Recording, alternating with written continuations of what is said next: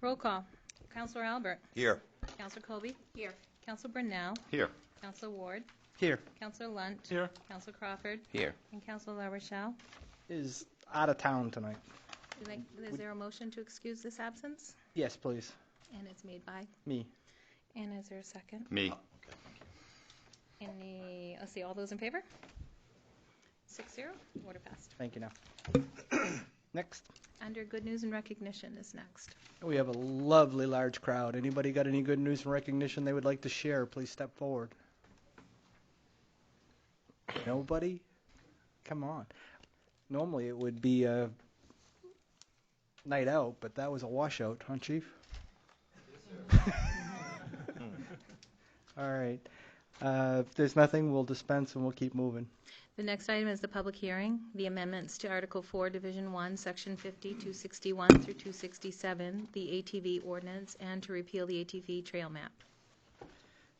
Before we open up the public hearing, can somebody just recap what the amendments are to be able to bring the audience up to speed? Yeah, I can do that for you. Thank you. What we want to do is eliminate the map because it has some trails on there that aren't accurate, and I think that's causing some confusion townwide. And then we are proposing to eliminate some of the roads that are currently on the map. Which are? River Road is one of them. I got to find it here in the packet. I don't know what page it's on, is it? 158 is the number.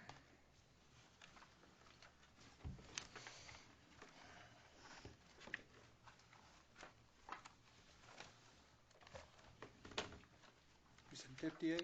158 is 158. the agenda item number. Oh. That's Page 47 and 48. Yeah, I was going to say, that's, I heard Twyla's code the second time, sorry. okay. So we're proposing to delete the River Road. Which And was never a part of. That's right. Correct? Right, and then add Wing Street from number 48 Wing Street to Wing Street to the Route 9 intersection. So starting from 48 Wing Street, going to the end of Wing Street at Route 9, and then going from Route 9 from the intersection of Wing Street to 196. And then Lisbon, Route 196 from the intersection of Route 9 to 568 Lisbon Street / 196. And then we The sand pit on Wing Street. What are the other ones? Could you bring us up to speed, sir? Thank you, Roger. Sand pit on Wing Street. That's where the trail comes out. Right. It'll go up Wing Street to Route 9, Take a left. and then down Wing Street, down Route 9 to the stoplight. Right. And then back up, and I think Subway is as far as we've got permission to go. Then from the stoplight back down towards the gully, towards Wentworth. Yep. That'll be taking off. Okay. And then Lisbon part they're going to lose the River Road. Right. So, map. Yes. Yeah. And it's, So, this was something that started mostly with the winter is what I understood. So sort of that this has been going on before. Right. and that's what it is. Other than that, there's nothing, everything else. I don't think either side has signed any of the public roads yet Okay. for this year. The signs are a little pricey, and they get. First year to get it up in speed and running. Yeah, so it's what it is, but we got into a fiasco on the Lisbon side, and we need to get around it, and that's the easiest, as far as I'm concerned, because I'm not, but it's the safest way because of Route 9 that's in the slow part of Route 9, and it's also got massive breakdown lanes. Okay. So we thought that would be it was thought about before, but we thought we had a better way, but it wasn't. So. Okay. Anything else if you were going to expand it to the topic in general that we didn't already cover? The thing that I'm going to say is that after this winter, I would like to get the two clubs back together, and we're going to sit down and get a very accurate town map, Okay. and get it presented to the town manager and whoever else, and so it can be printed out so it'll be right. Okay. And other than that, we may eventually come back if we need more roads or something else, if it's brought up that something else wants to be done, we'll come back. I don't see a big change in the council coming up, so Okay. it's gonna be everybody's. The one thing that I vaguely remember from the ordinance is that the annual review is what, in the December timeframe? Yeah, So if I could get you to do that yeah, between October and December to be in preparation for that, I think it would be best received. we can do that, yeah, I think it's probably just time frame. Yeah. Okay, that would be no problem. all right, Okay? perfect, thank I you. got a quick question for you, Roger, if you don't mind. Speed limit signage, when was that planning on going up after we pull the trigger on this today? Speed limit, when the signs go up. Right. As far as the town roads go, until the state signs go up, and it's, they don't have to be by the state, but they have to be of state reflective and all. It's illegal to run the road if it's not signed. So once the signs go up, the speed limit, and it's something that, it's not mandatory, and you can think about it. I would kind of, on Route 9, we've got a 10-mile-an-hour throughout everything else. Maybe Route 9, where it's got massive brake lines down lanes, maybe it ought to go to 15. Just Route 9, and that will be signed, speed limit 15 miles an hour. All the towns will be 15, will be signed for the speed limit that it's been agreed to. Okay, perfect. So if not, it's not a big deal. Okay. I don't want it to be a break, it's just, that's, they get massive breakdown lanes, it's a brand new road, so it might be easier. I'm kind of hoping it might slow down traffic going up Route 9, just if they see somebody going slower, but I'm not counting on that. Right, right. Thank you, Roger. Any other questions of Roger or anybody before we open up the public hearing? Dismissed. All right, I'll open up the public hearing. Anybody who wants to speak on behalf of this item, please step forward, say who you are, and you have the floor. Wow, a lot of attendees for no talk. How deflating. Don't jinx us, man. Guys, Just just keep say rolling. quick, close it, quick. We will close the public hearing and roll. Exactly. Next item 12. Is audience participation and response for agenda items. Anybody wishing to speak on anything on the agenda, please show hands. Seeing no activity on that one, I will move it along, Twyla. The consent agenda, any counselor wishing to have any item removed may do so now. Seeing none. Order 2018-149 to approve the municipal accounts payable and payroll warrants. Number 4 for $429,828.08. Number 7 for $141,860.90. Number 8 for $7,608.75. Number 9 for $209,137.36. Number 10 for $18,074.16. Number 11 for $222,006.68. Number 12 for $24,640.80. Number 13 for $2,749.50. Number 14 for $151,684.12. Number 15 for $17,977.12. And school counts payable and payroll warrants. Number 1 for $383.48. Number 1,000 for $299,066.52. Number 1001 for $14,586.21. Number 1002 for $263,645.55. Number 1003 for $10,195.53. Number 1071 for $369,982.79. Number 1827 for $180,571.58. Number 1004 for $261,508.13. Number 1005 for $10,195.53. Number 1828 for $143,428.90. And number 1006 for $313,665.18. The council meeting minutes of July 10, 2018, and the special meeting minutes of July 26, 2018, and to set a public hearing on September 18th for the dangerous building, the old tavern, and to approve the LACO, which is Lisbon Area Christian Outreach, thank you letter. I need a motion. Made the motion. Go ahead. Got Second. my second. All in favor? 6-0 passed. Can we do an item out of order, just for the sake of the crowd? Yes, which item would you like to move to? I think the ATV ordinance with 158 would actually be the benefit of everybody sitting here, for the majority. Order 2018-158, an ordinance to adopt amendments to Article 4, Division 1, Section 50, 261 through 267, the ATV ordinance, and repeal ATV trail map. Are there any objections? Seeing none? Roll call. Yes, it will be a roll call Yeah. vote. Any questions? If not, roll. Go, all you. All right. So the motion is to adopt the ordinance. Councillor Albert? Yes. Councillor Crawford? Yes. Councillor Ward? Yes. Councillor Lunt? Yes. Councillor Manal? Yes. And Councillor Colby? Yes.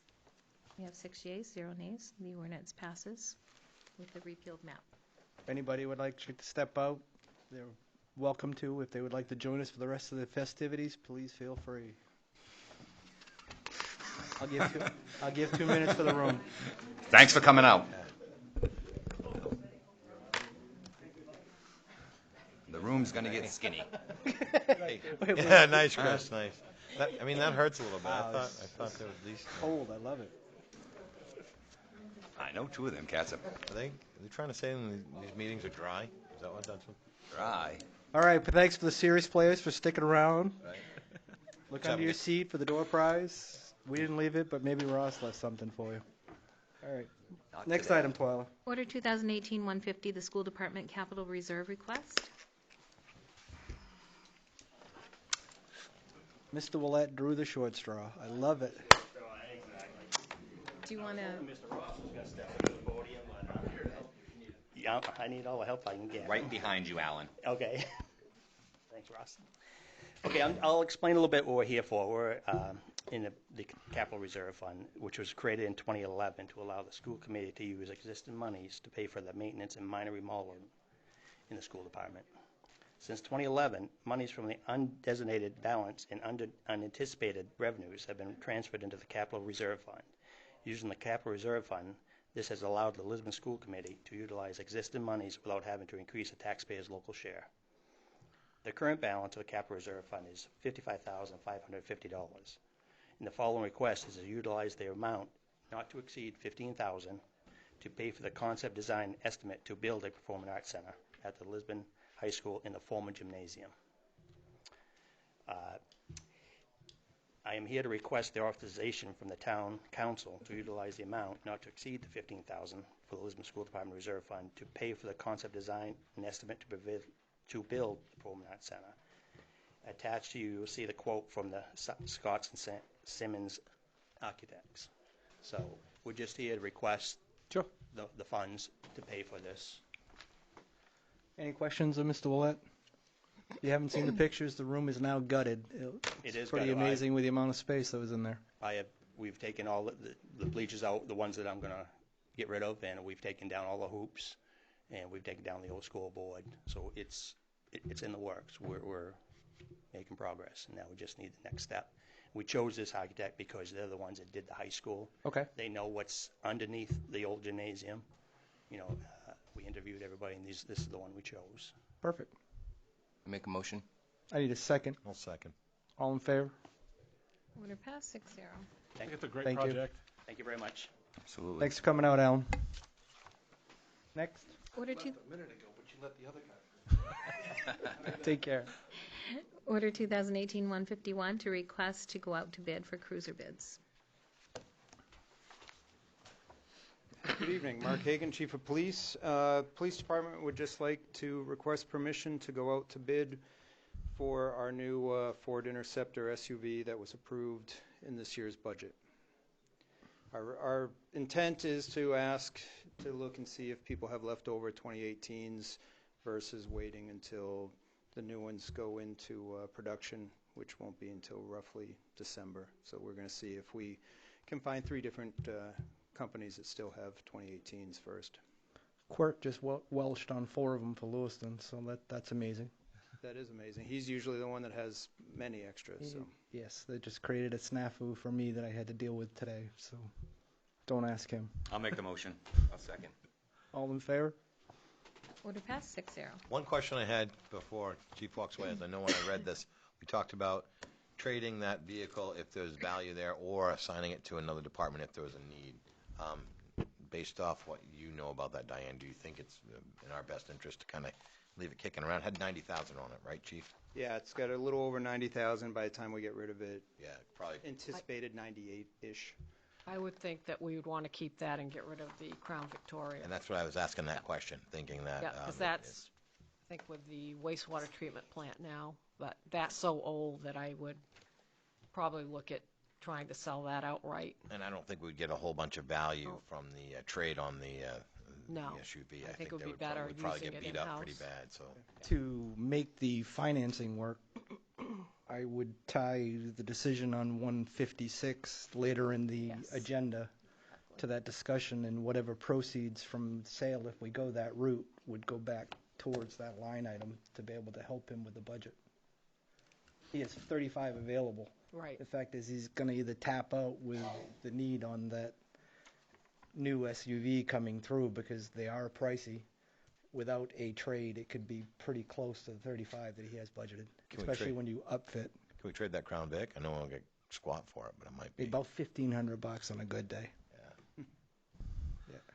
Okay.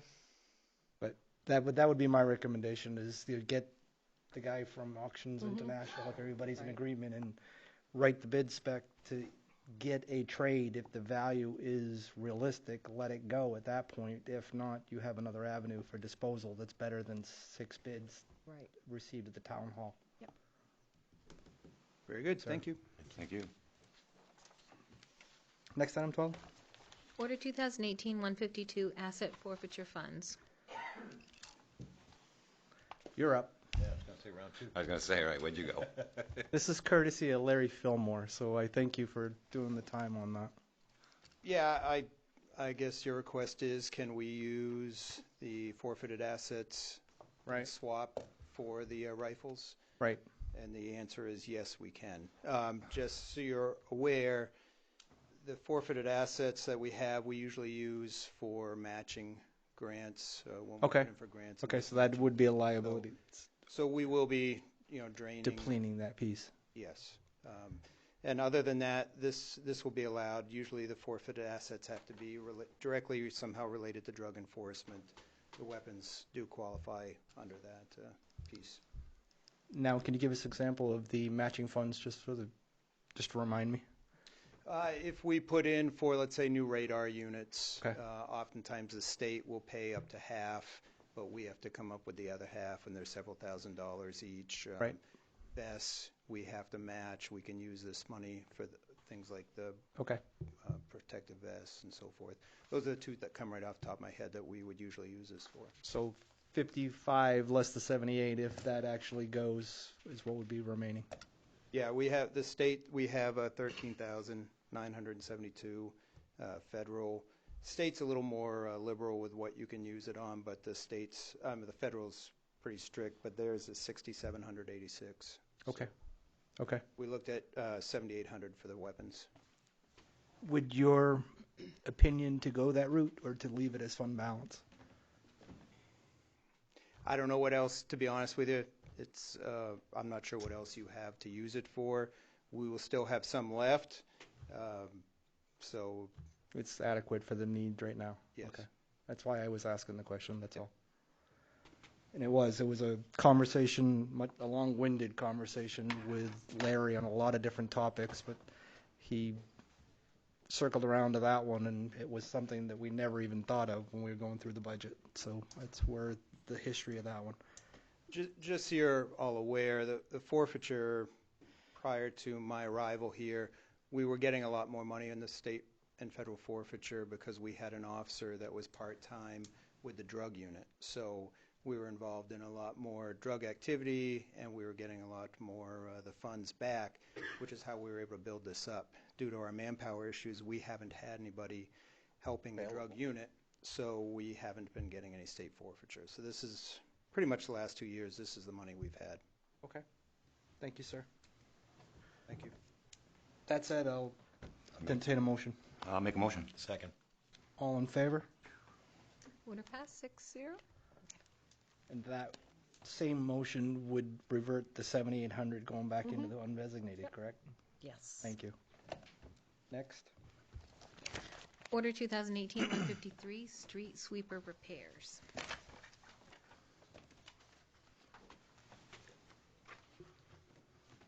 Good evening, Tom Martin, Public Works Director. This request is just to have a discussion about where we head with our street sweeper. As you know, it is recently down, needs some repairs to it to get it back running again. And after our discussion at the last meeting about vehicles that we've been dragging along, we thought it might be good to have the discussion about the sweeper right now. If it's something we want to reinvest in the department and get a new sweeper versus dumping, several $1,000s into this unit to get it going. Questions of Tom? So replacement cost, about $250,000? Yeah, about $245,000, yep. Okay. And that would be upgraded to a regenerative sweeper, vacuum style sweeper. Did we have anybody from Viking come down and take a peek and give an assessment about not only the most recent issue that took it down, but any probable, foreseeable future issues with that machine that they can sort of say? Well, I did reach out to Viking. They gave me a quote on what it would be to, through discussions we had kicked around, we can replace just the belts and sprockets and things like that, and that can be anywhere between $5,000 and $7,000 to replace it if we do it in-house. Mm-hmm. Yeah, there was some discussion about the actual mechanism that those belts slide up through and the pans getting really thin. So we asked for a price, or I asked for a price to replace the whole unit. That's around $23,000, $24,000. Replace that whole unit. If we had Survey Steel do it, they were going to charge about $3,200 to actually do the repairs, because they'll guarantee the parts for 2 years. If we do the repairs and something happens, it could be a struggle, so it might be worth the investment to have them do that. So you'd be looking at putting $30,000 into a sweeper that's probably going to be worth $20,000 to $30,000. Okay. Which they sent me a quote. Tim sent me a quote on what he felt street value would be if we did repairs. I guess the specific question that I would ask is, did Viking give us a recommendation of the condition of that sweeper to weigh in whether to purchase or to repair? Oh, I'm sure they'd love to sell us a sweeper, so they really didn't give me a direction. They did not. Yeah. Okay. My question now comes from my experience through Lewis and dealing with our fleet management. Do we put aftermarket parts in these things or original manufacturer parts in these things? I would say we must, from surveys, I don't know, I'd actually probably ask Chris if they're actually Johnson sweeper parts. Yeah, they're better than the aftermarket ones. They have a 2,000-hour warranty on them. So to clarify, you put in original equipment parts when we service. Than the original ones, they have a harder steel sprockets, the belts are better, the paddles are better. So the answer would be no. Yeah, It's so not it'd be aftermarket parts, correct, Chris? Right, Yeah. right. But better than the original. Right. One with a 2,000-hour warranty. Bought directly through Viking. Yeah. Okay. Have all repair parts in the past come directly from Viking, or have they been from other sources? They've been from other sources. We've got them from HP Fairfield, which they don't last very long. And that's my working experience as well too. Is the fact is, you may save a couple $100 on this, but you don't get anywhere near the life. And the fact is, the maintenance costs go up over the life of the asset. And the machine only has 2,700 hours on it, so 2,000 hours, that's quite a bit. And Chris, forgive me, are you the mechanic that actually works on the machine specific? Then the question to you is, have you ever received any training from Viking to be able to know how to calibrate and adjust this machine specifically? Just the manuals that we have and talking with the mechanics and What you can come up through your training to be able to address? the experience I've had with this. I've had the thing apart many times. Yeah, and it's trial by error because situational, because it's down, you need to fix it, you need to address it is the way that it's approached, right? To the point right now where you can't do nothing with it. It needs those belts. Right, belts and parts. I think I guess I'll ask you the little Yeah. question. Replace or repair? As a taxpayer, I'd rather fix it, because I don't want to, That's the camp I'm living in right now, so that's why I'm asking right now. I would fix it.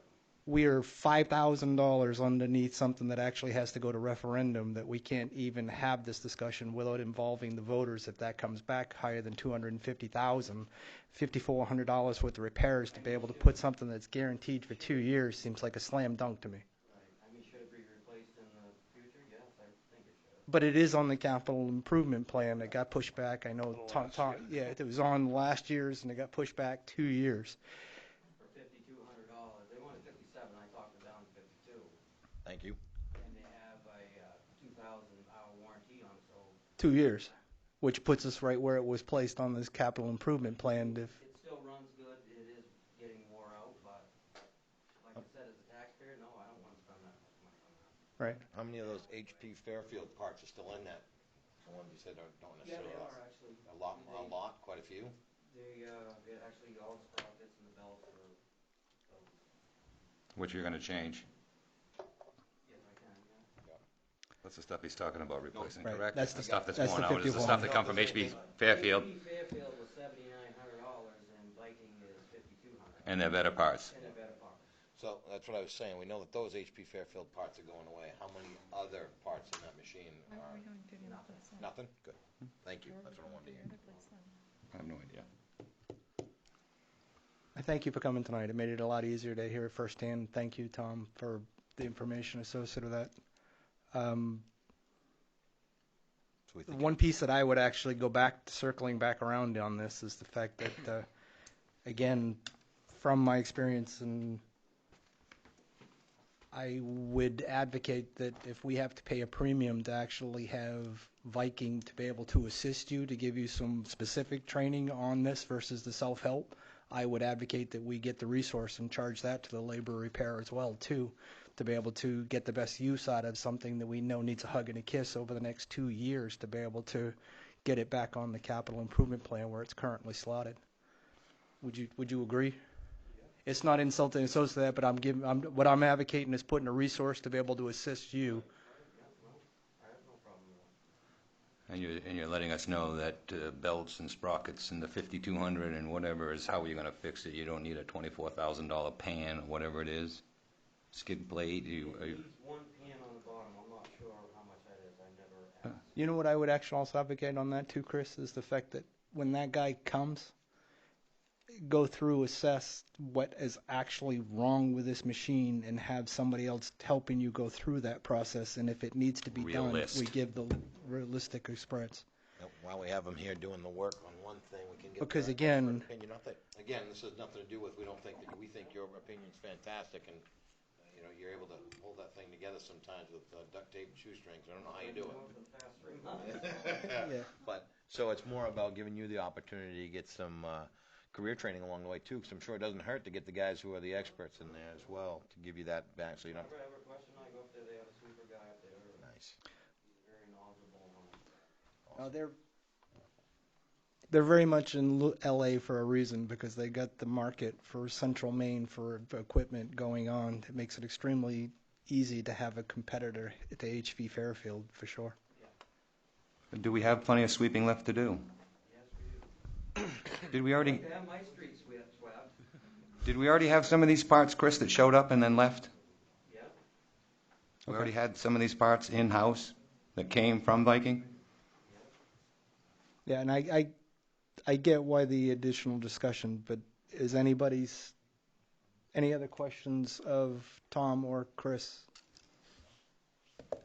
I will entertain a motion. I will make a motion to fix the sweeper. Fix the sweeper, get additional training from Viking, and then get an assessment that if we have to pay for it on the equipment, that we know what needs to be replaced. Thank you. Absolutely. That was my contingent. Yeah, and I know that was where you were living from day one. I swear I know that. You my second? Yeah, I'll second that. All in favor? Would it pass 6-0? Thank you. Thank you. Next item? Don't move. Yeah, Tom's not going anywhere. Order 2018-154, the paving bid. All right, paving bid. As we had visited the last time, we had made an award to move forward with a $425,000 award to Allstate Paving. I also had a bid to go out for shoulder rehabilitation on the last paving program and the bond program we had, assuming that I thought I was going to have money left in the bond account to do that, but I don't. And we still need to do that work. So I would like to take this year's $425,000, pull $34,000 from that, take care of the shoulder rehabilitation work, which is over 14 miles of it. So we just don't have the ability in-house to cover that kind of ground. So we'll be doing enough just ourselves, keeping up to doing the erosion control, taking care of riprap, making sure what we do for shoulder rehabilitation stays put. So it will be a joint effort. So I think we can get creative with this, pull the $34,000 out of there, which is coming up next, award the shoulder rehab. And then next year, if we award the contract to Allstate, which he was in my office this morning, we talked about that, and I told them what was going on, so they know what's happening. So, and they said if it gets rejected, it gets rejected too. There's no ill wills there for sure. But then we still have Park Street, which is under the sewer reconstruction project. That's about all that's going to get done this year by St. Laurent. So we will still have to grind and base that street. We have Amalfi Street, which needs to be resurfaced from last year's paving program. And we have a drainage and reconstruction project on Warren Circle. So those would probably happen this year. And we would take another around $66,000 out of that 425 to finish those projects. We carry the balance into the spring when St. Laurent's going to take a winter break, and when they come back in the spring, I'm not really sure. I can't really get a flavor of him. He has 180 days, so I'm not sure how hard he's going to hit it. But it sounded like he could be into midsummer for sure before that project's done. I'm assuming he's probably being strategic too, that the second phase will be coming out and he'd be in good position to maybe get that. And so we would, given our budget cycle next year, if we were able to approve some more funding for paving, we could satisfy that $588,000 contract, because we've got some really good numbers. I hate to give those up. They're all under an escalation clause, so whether it goes up or down, we still get advantage of that. And then whatever the balance is on the next year's paving program, then we put out a paving project. We have, I think, roughly 3 streets in this next phase, which is Webster Street, St. Anne, and a little on Upland Road. So not as much sewer demand next year, so we hopefully can pick up a few other streets that aren't under the sewer program.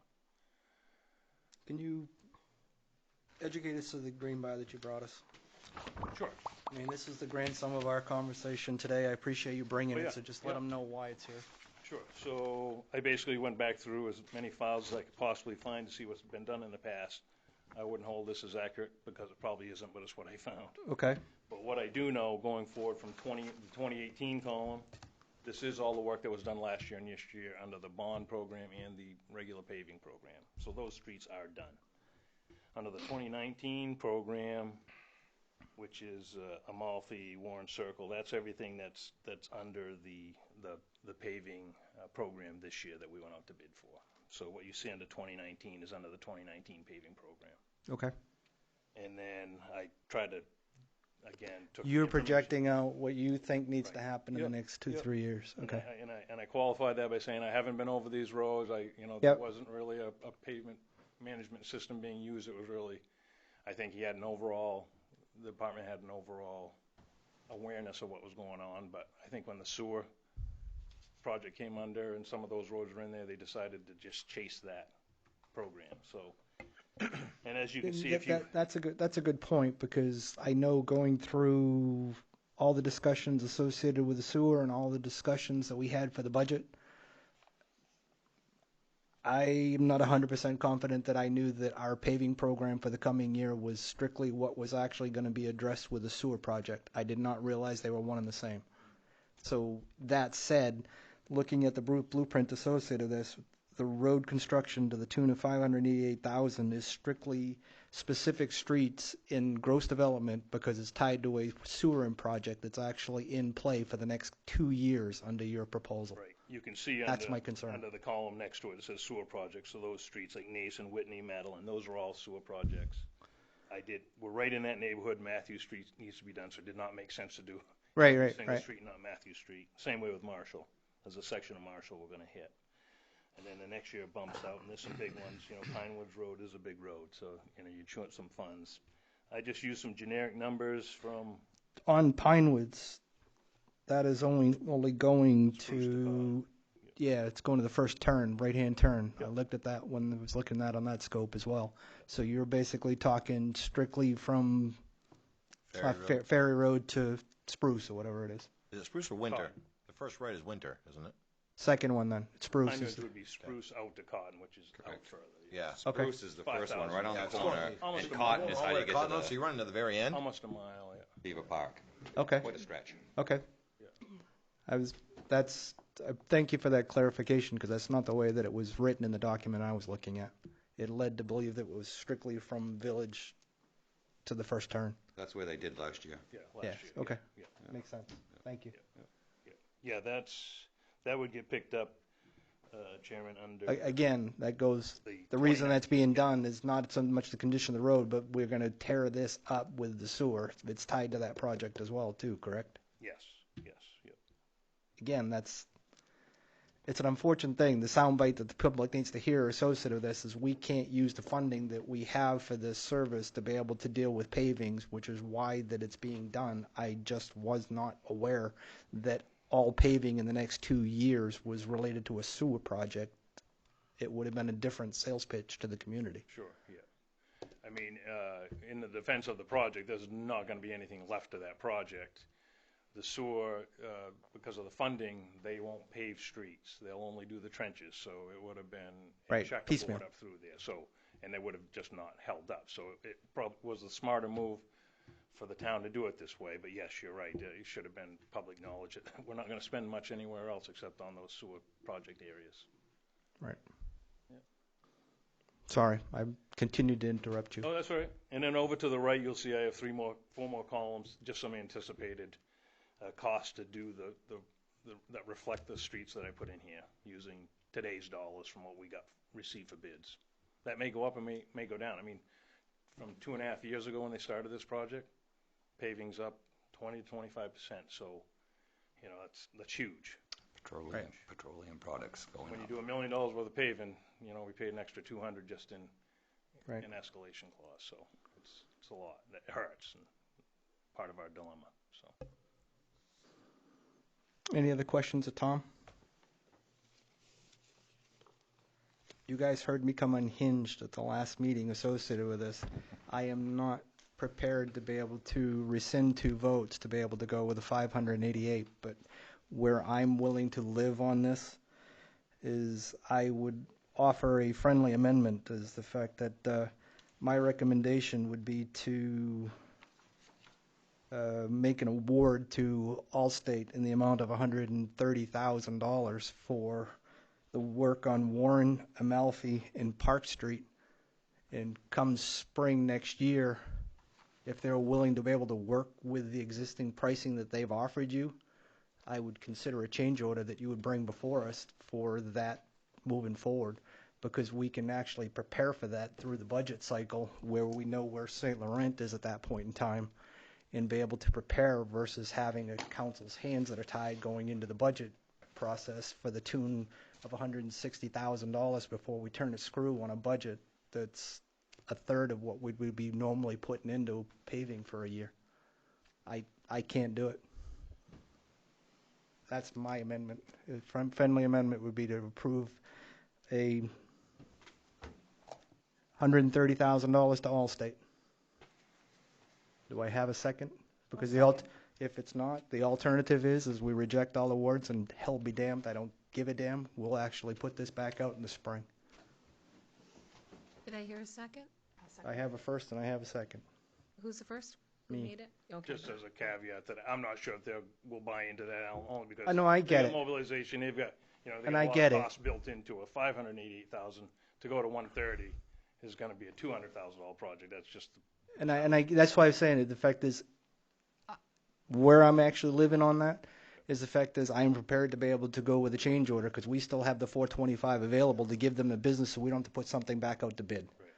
The intent here is to be able to work with somebody with what we know when St. Laurent gets active again next spring to be able to address because you still have that funding available without having to go back through the bid process through a change order. so clarify that amendment to me again, please. I would say 130 right now. So The fact you'll- is, but we would consider a change order to be able to, if they're willing to honor that pricing, Yeah, you still have 425 minus the 34 minus the 130 yeah. available to do Springs paving if they're willing to honor the contract without having to go back out to bid. If they don't, we walk away, and I have got no concern because we're at the same place where we are now because I'm not going to bind the hands of a future council. No, that's fine, yeah. Counselor Ward, is that awarding an additional No. 130? It's You can't just do- 130. None of that should be on the record. It was explaining it to our Public Works Director, because he has to explain what the hell I just said to somebody that we're looking to contract with. So it's an amendment to award the 130 to Allstate, Right, and that's it. that's it. This is a roundabout way of pushing it out. Yeah. Essentially, okay. But we're not committed to damn thing, Gotcha.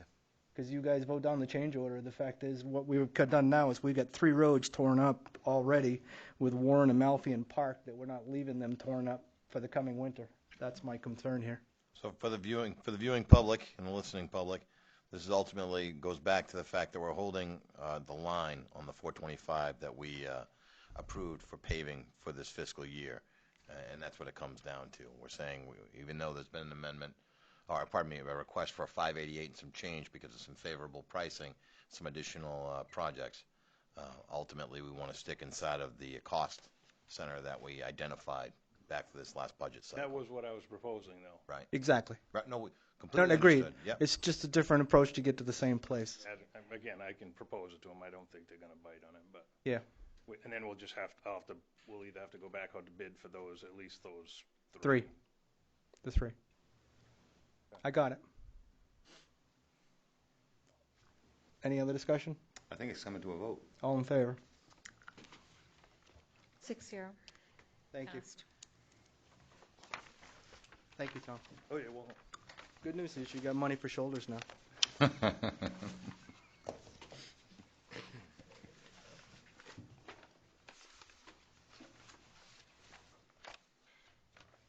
Next item.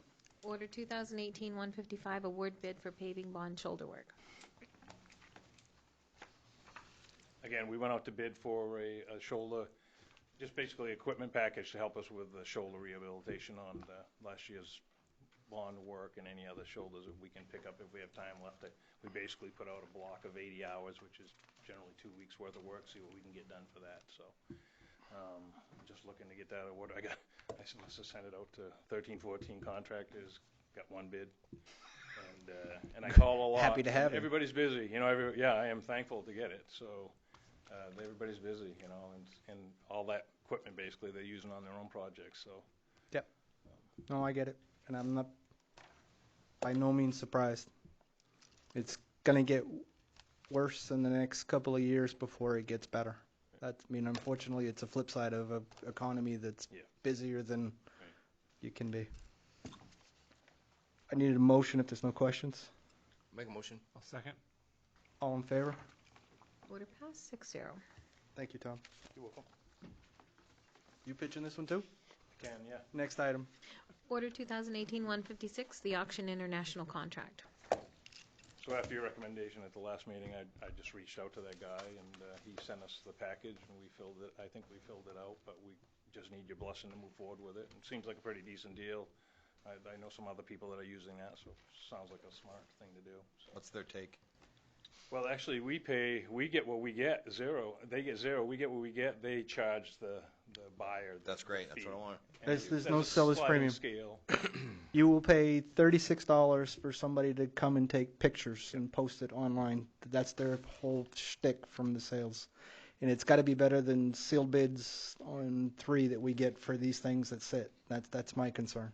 for a group that's already taxed for time to have to stop and do stuff like that. And really, I'd rather have them. excuse me, it reduces the town's liability. When you sell it on Craigslist or Uncle Henry's and somebody takes that, if they get hurt, something wasn't Anything. disclosed, they're going for the deep pockets, and whether we're in the fault or not, they're gonna chase you, and you're gonna spend money on it. Yep. 100-fold what you probably sold the piece of equipment for, so. Yeah, and that's what they do. I mean, it's the reason that they got me is they got Dave versus these other companies, and there was no local presence. Yeah. Dave's out of New York, and the fact is he will commit to being in the state because the word of mouth is that he's gotten business enough to make it worth his time. So I need a motion on that. I'll make the motion. Need a second. Second. All in favor? Order passed 6-0. Thank you. Anybody receptive to the concept of when we get ready to sell a Crown Vic that we use it as a test for Auctions International? It's a good idea. You need to contact Dave to make that. My concern there is you need to get about a month ahead of where he thinks he's going to land when it's upfitted. Let Dave know that time frame. That way it doesn't impact him because we're not releasing anything until the new cruiser comes in and is upfitted. Yes. Yes, I'm sorry, the hand gesture. Thank you. It's all right. Next item, 12. MTM, see the order 2018-157 MTM Center, 15-passenger bus purchase.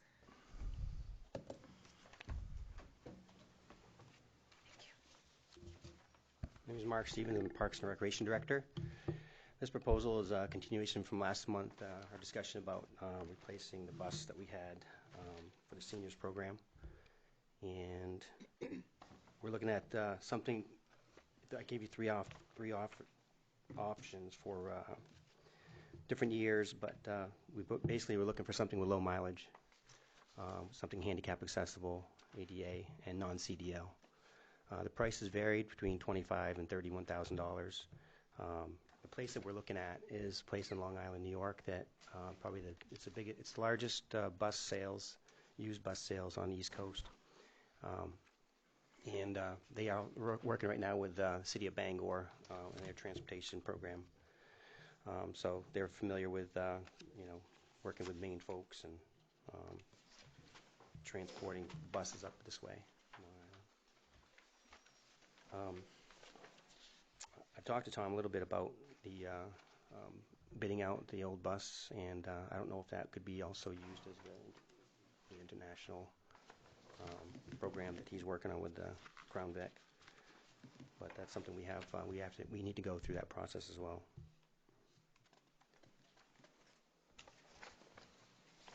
And for clarification on it's a 14-passenger bus with one driver. It's not a 15-passenger bus, according to looking into this a little bit further in the research we got. It's a 14-passenger with one driver. Which makes it the non-CDL Right. compliant. Which clarifies it, right, qualifies it for non-CDL, right. Questions of Mark? I do want to add one thing, that the one that we are recommending to purchase sold the same day we recommended it. My Google search today saw that too, so I go, Yeah. okay, so what's next? You just go up the line? Well, Just looking for options because you gave us 3. right, and they come in quick and they leave quick. So I'm talking to the owner of the company, and he knows that we're on his radar, and he knows what we need. There's some options that have buses that have different seating, that he could rearrange the seating. In other words, they have side seats for they call them party buses. So you sit on the sides, and there's a bench in the back, bench on the sides. We could purchase something like that, but he'll put the seats.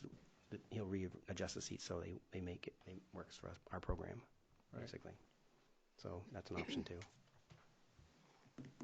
How did you land with this company? Is it because through Bangor, I mean? Not through Bangor. I found out after talking with him for a while that he was familiar with Maine companies, Maine departments. But I Googled it, and it just kept coming up. I had a Lynn. She was looking. Sherry was looking, and we all were looking in different places, and we all came to the same conclusion that this is a place to go.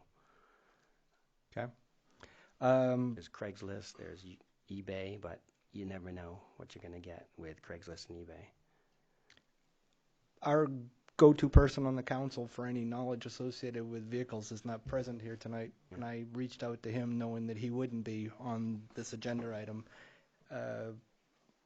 A sight unseen van without somebody crawling through it for a recommendation for something we're going to invest 26 grand in. How's that going to work, and what's your plan? Well, that's an excellent concern because nobody really want to do that. But I was thinking, we could have somebody drive down and look at it. That was my first thought. Someone like Chris. Or I was talking to Diane, and Diane says, well, we could find someone with a nearby department that has experience and have them go look at it for us, simply making a phone call. So there's different ways that we could do that. Chris, we're going to throw you into the bus literally again tonight because you're sitting in the room, sir. 15-passenger bus. You gave us, I'm assuming, the review of the existing van that we're looking to get rid of, right? Would you be willing to be able to give us a review of whether what Mark's looking at would be something that would be a viable option for purchase? I could, yeah. Sounds to me like it'd be out of drop of a hat. 'Cause it sounds like when they come in, they go out just as quick. So We need to be ready to go. well, that's why we're going to Right. keep that in mind here. I would live better with somebody that is on our payroll that's actually going to be maintaining it, actually doing the review of what he's going to inherit. That's where I'm living. That's where I'm living. And the effect is, and it gives them a better assessment of, and realize the previous van was a low-cost alternative to be able to get, you knew the exposure associated with that cost coming in, so there's a little bit of a trade-off there, but is it a fair trade for what we're investing moving forward? It would be the goal associated with that.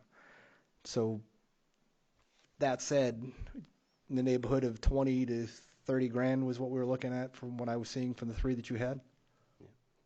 All right. 25 to 31. I'm just being spitballing here. No dealers in New England other than Not used buses that we found. And we asked Stuart to look for us, and he was like, well, we get them by chance. Right.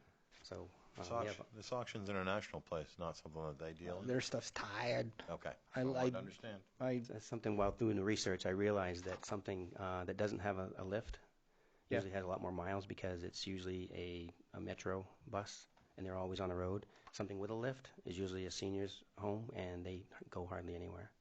So, Right. And we really want something with a lift anyway, just in case we ever need it. So lower miles with a lift. All right, let's switch gears. Financing. How are you intending to pay for it?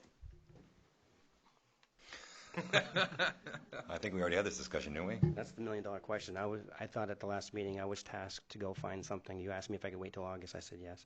Yeah. And I thought it was going to be the financing and the idea of getting the funding was going to come from you and the town manager.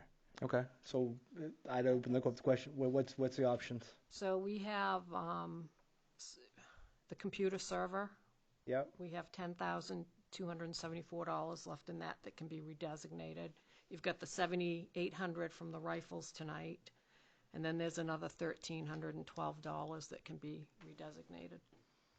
So, and if you use as revenue from the car show, you're almost there. Which was what, Mark? $7,900, but we're expecting another $300 check. That's fine. You got $8 grand. Yeah, we have You get $8 grand. So your $8,000 and your $8 grand, 7,800 plus 10. Yeah, so you're almost there, and probably the rest, he probably would have money left Operational? over in his budget. Operational? Because I know there's two sides of any given budget. The fact is, you've been hearing for the last 18 months of the fact that revenues are up and There is two expenses are down. sides. So, okay. So you're going to pile that all up in one little pile and make a check, and when something comes in, you and Chris are going to run to New York or wherever it may be. No. 5 hours. That's just the story we're hearing, folks. Basically, the way that I would envision this, the fact is if Chris actually says that it is something that's actually worth purchasing, that he actually gets on the phone with Mark, and then it becomes actually about nailing down with a price on something to be able to write the check as soon as we can actually make that happen. Because it'd be very nice for somebody to have a check and Chris just drive it back. Right. No second trip, no. Give the blessing and then bring it back. Correct. They do offer a 5% discount on the purchase or transportation or delivery. So that would be, 5% discount off. Chris needs a tag team. He needs somebody to go with him. That's it, I'm sure you can find somebody. Have a go bag. Yeah, get a right. call, you're going, you're going. Okay. I'm sure So it we could need- happen. We need a first motion, if there aren't any other questions, to be able to proceed with purchasing a van from this, which Chris would see before we actually make a decision. Second on that. I'll make the second. All in favor? Order passed 6-0. All right, now we need to have a second motion associated with the fund balance allocations for what you just said for the Right. server and So- the rifles. Right, so $1,312, that was left over from when you redesignated, there was like 76,000 and you did 75 for the Right. computer. Yep. So that left 1,312. The computer server, 10,274.69, and the rifles, 7,800. 7,800. Okay, so the total of that would be designated for this purchase for the seniors. Right, and along with the No, revenue fund. we'll do that motion coming in a second. Okay. So I need that motion for the fund balance. I'll make the motion. Second? Second. All in favor? Order passed 6-0. All right, now going back to operational, the fact is Mark's proceeds from the Sunshine Hill gang for the Moxie Car Festival, show, I'm sorry, being used for this consideration as well. I need that motion. I'll make that Go ahead, I'll make Chris. that motion. I'll second the motion. All in favor? Order passed 6-0. So we don't need the motion on, as anything else would just come from operational. That's a 20, is that what, 27,000? You're in that neighborhood. I'm just I would, quick math here. yeah. Twilight's got Like to have Chevy- a number, and you got to To have quote a Chevy number. Chase, I didn't know there was going to be math. 18. Right, I didn't know there was going to be a test. I just figured, I just But counted quick. we're damn close to what you were actually looking at to be able to get something more realistic than what you were originally approaching Yeah, for the 10 absolutely, grand. So Absolutely. by all means, Seven some change, Mark. And if you need a little extra, you can find it, or we'll hear from you again. Another car. yeah, and if you, like, yeah, ideal world, if you could actually have a purchase and sale already there and it's just contingent upon whether the fact is it passes an inspection with Chris and his okay to be able to do so. Yep. The fact is, send him with a check and drive it back. Okay. That's the way I envision it. Everybody else good with that? We'll, of course, have to make arrangements with Chris, and, Doing that, Chris. right, you'll be on the payroll for the Beautiful. ride. Thank you. All right, thank you. Thank you, Mark. Thank you. Next item? Yes. I don't think we were living there, but that's next. Order 2018-159, the marijuana storefronts. All right. Everybody get out the highlighters. Which part are we going to cover? You're going to cover the letter from Brandon Isaacson that's in the packet? And who wants to bring us up to speed? You know what, Mr. Man? There Come he on is. down. There he is. Evening, Dan. Does everybody know this fine drink of water approaching the podium?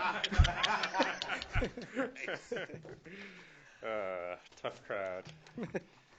So, Don't forget to tell us who you are. State your name, sir. Dan Stockford, town attorney. Thank you for coming out, sir. No problem. So, in your packet is a memo that summarizes some of the recent changes to legislation for both recreational, or what's now called adult use marijuana establishments, as well as medical marijuana establishments. So, what this legislation means from a big picture perspective is that in order to allow either a recreational or medical marijuana establishments within the town, you, as the council, would need to take an affirmative vote to authorize the particular type of marijuana establishment. And it is clear now under the law that you have quite a bit of discretion as far as regulating both types of establishments. So for each type of establishment, you could, and the one exception is registered caregivers. So those are Still governed separate. those are medical marijuana growers that cultivate for up to 5 patients, but as you know, that can mushroom into many more because of the way that caregivers operate by doing sort of a rotating list of patients. But the rule is that you cannot prohibit or limit the number of medical marijuana registered caregivers within the town. But you can limit or prohibit, or choose not to authorize, I should say, registered caregiver storefronts, retail stores operated by registered caregivers. So for all establishments other than registered caregivers, you have the right to choose not to allow any, choose to allow some, and for those that you do choose to allow, you can decide whether to put them within a certain zone, to require performance standards, to implement a licensing requirement for different types of businesses. So you have a lot of, the good thing about the law is it's clarified things that were ambiguous before, because particularly with medical marijuana, it wasn't very clear. muddy. Yes, it was very muddy as to what the town's options were. But the threshold issue is whether you want to allow any of these types of businesses, again, setting aside registered caregivers that don't have storefronts. And then if you want to consider zoning or performance standards, under your ordinance, the appropriate step would be to refer those issues to the planning board to come back with proposed ordinances regarding any zoning or performance standards issues that you might consider. So you don't have to decide these issues tonight as far as the issue of whether you want to allow them. The one thing I would note is that currently you don't have any regulation of medical marijuana establishments, and because they are legal currently, somebody between now and the time you make the final decision on what you want to allow could come in and open one and effectively be grandfathered. You may already have some. Don't we still have a more? I didn't mean to interrupt. No. Don't we still have a moratorium? I believe the moratorium has expired. It's 90 days, and I think that expired in the spring. To that point, Counselor, the fact that Or 60. I reached out to our planning board because everything else with the moratorium, we went through them and bring them in because I know they sit through MMA too, and Don pointed that out as well, is your paragraphs here associated with the fact that we might want to consider putting a moratorium in there. Correct. As that was his one piece that he Correct. took away from it. Correct.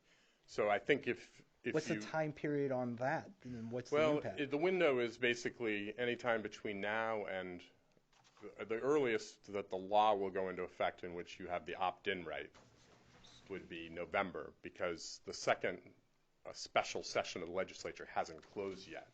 So the 90 days before the statute becomes effective hasn't started running.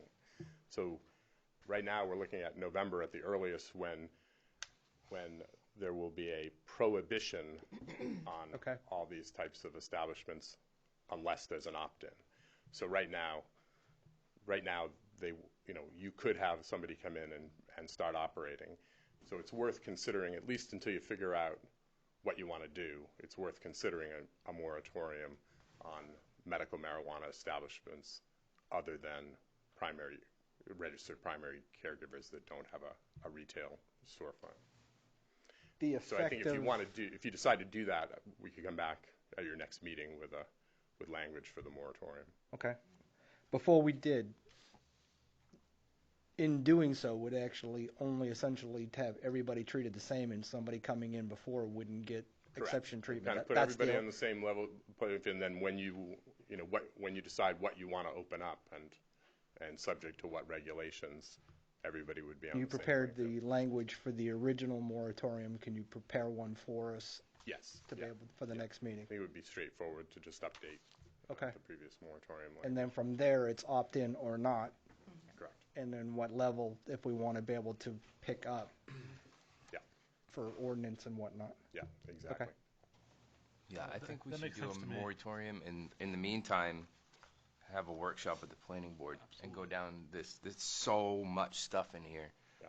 that we should go down piece by piece by piece by piece by piece. Yep.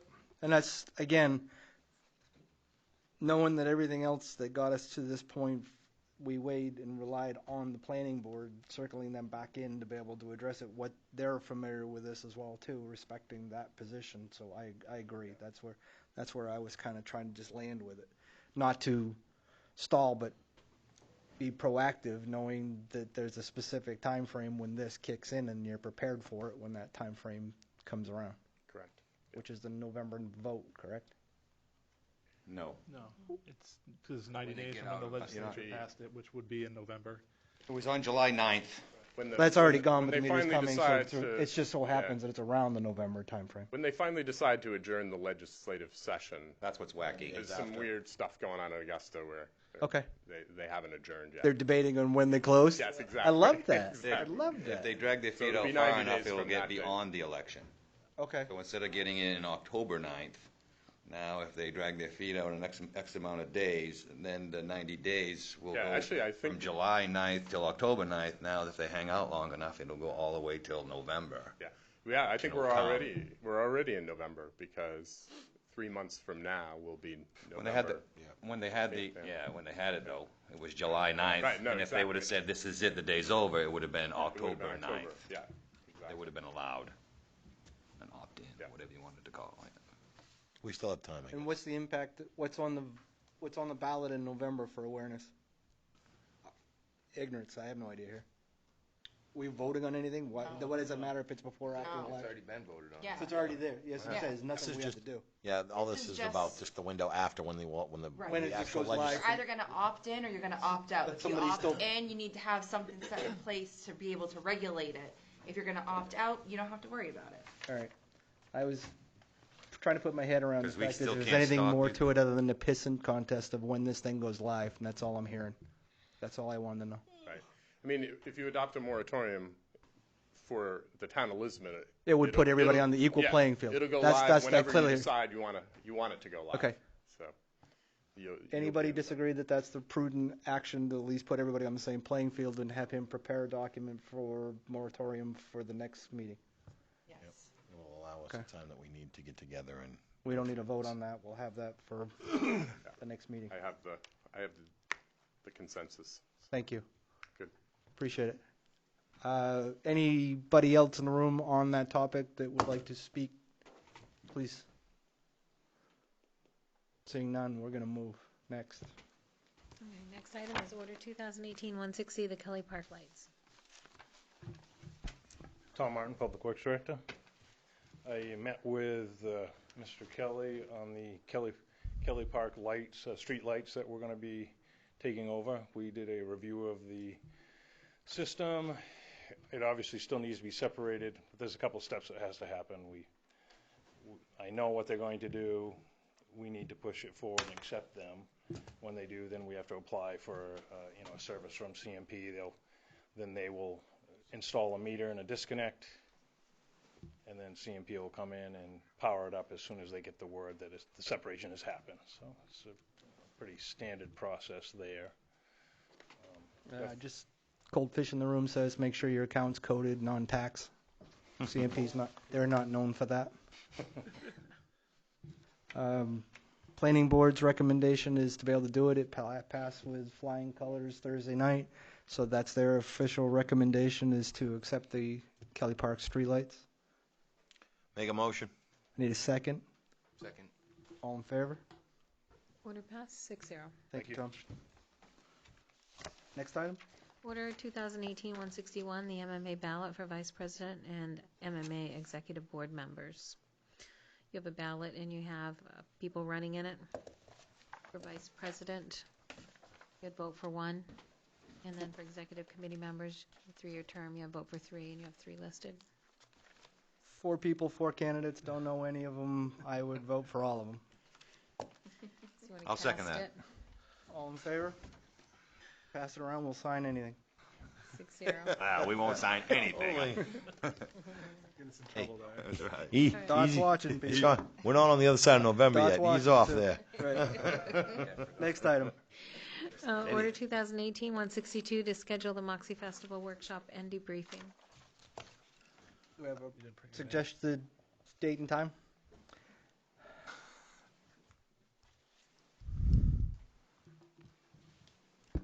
Tracy Stuber, Economic and Community Development Director. I really don't. I think in lieu of time of trying to pull everybody together so we can begin the planning, that we should probably look in September. Okay. And that's okay with the debriefing and not putting anything behind?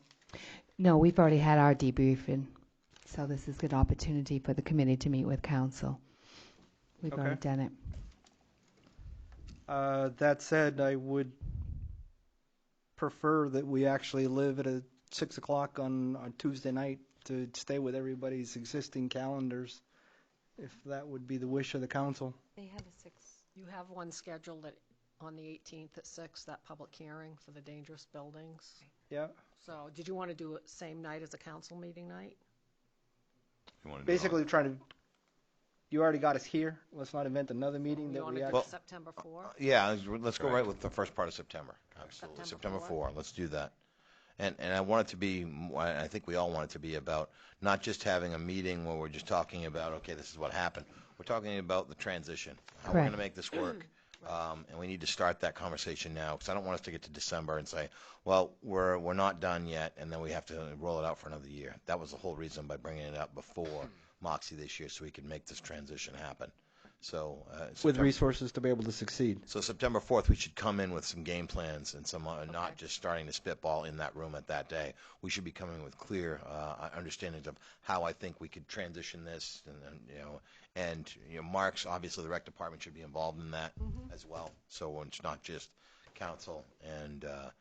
What I would empower staff to do is actually prepare an agenda that you guys can mutually agree on and get it out to us in advance so we can provide input. So it actually has a flow to be able to make that happen.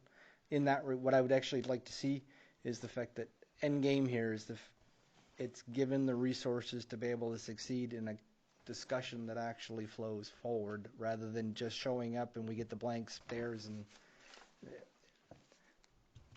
the last workshop tanked when we allowed Ross to speak. It was taken out of context and not who he is, but it actually set a tone for anybody sitting in the room.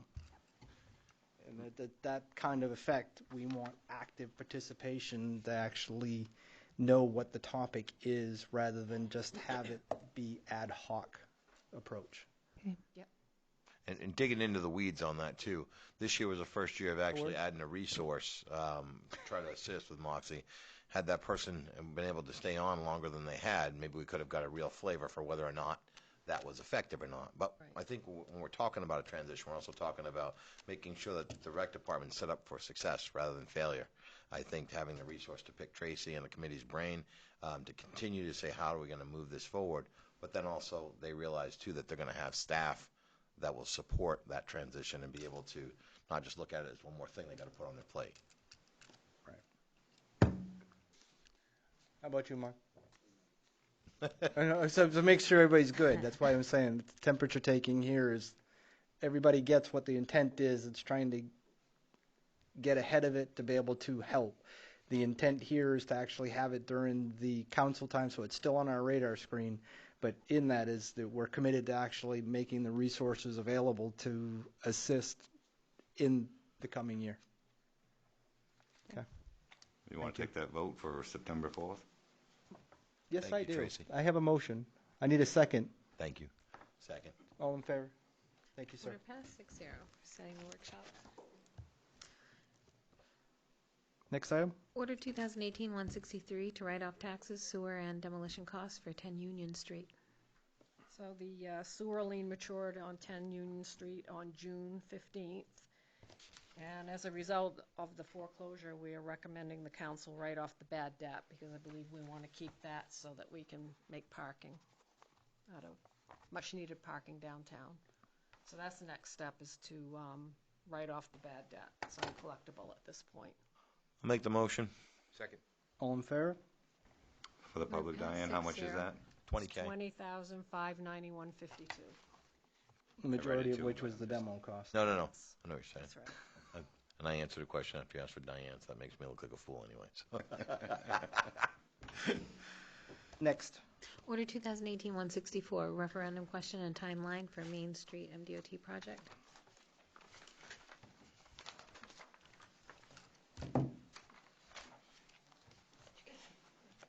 Page 73. Nobody in the room moved. Did you see that? If I sit very still, it won't be me. I still see you. Okay, as Tom Martin, Public Works Director, as you know, we have a sewer and reconstruction project on Main Street, running from 196 all the way up to Houston Street. So we are still waiting for MDOT to get us our budget numbers so we can have a final budget to put on the referendum item. But we were told today by the end of the week, so I think we still need to. This week, next week? Yeah, I mean, did he just specify which week? He said this week.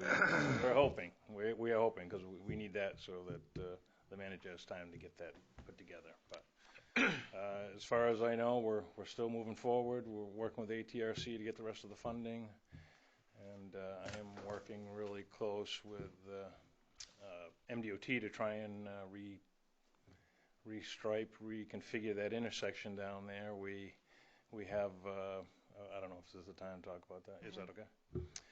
We, as you know, it took a lot of arm twisting, but they finally agreed that that really is our intersection. We can do with it what we will. They'd like to have their blessing on it.